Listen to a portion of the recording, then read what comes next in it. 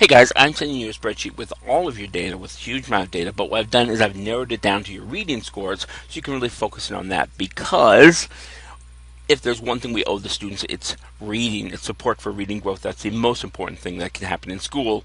That's the most important, you know, engine of success. But anyway, and what happens here is over here, what I'm doing is I'm giving you, for instance, I'm giving you the access reading scores.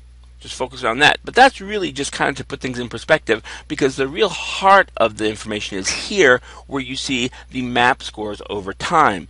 Now, the way this works is that orange means fall, blue is winter, and green is spring. So what this is 2 years ago, 1 year ago, this fall, this winter, last winter, and one score from spring. They're the ones I had easily available to me. Now, what we want to see is we want to see that growth over time. So, for instance, last year 1.5, this year 2.7. That's 1.2 years growth. We're seeing the same type of amazing performance on the MCA, and that's good.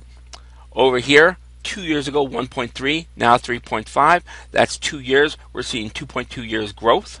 That's good. One of the really nice things about having the winter score is that a lot of times what we'll see is a little bit of slide here in the fall, right? Sometimes our kids don't do, a bunch of reading, or maybe they're not using English that much during the summer.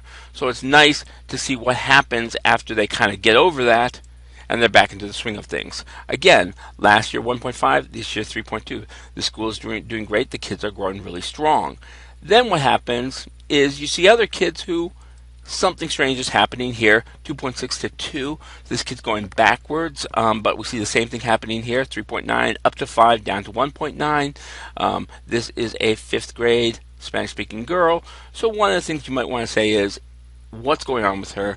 Maybe check in with her. Is she in rebellion? Is she who knows what's going on? Did she get hit on the head?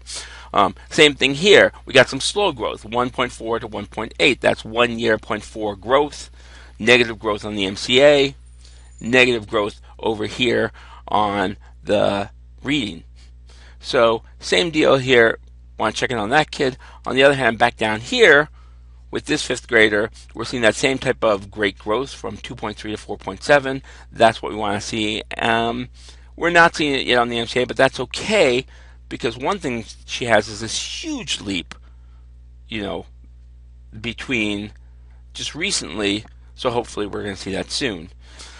2.2 to 3.2. Now remember, that's a lot of tests in there, but what we're really talking about here is basically 1 year. This person made 1 year's growth in 1 year. It looks like they were stuck for a while and then had a breakthrough.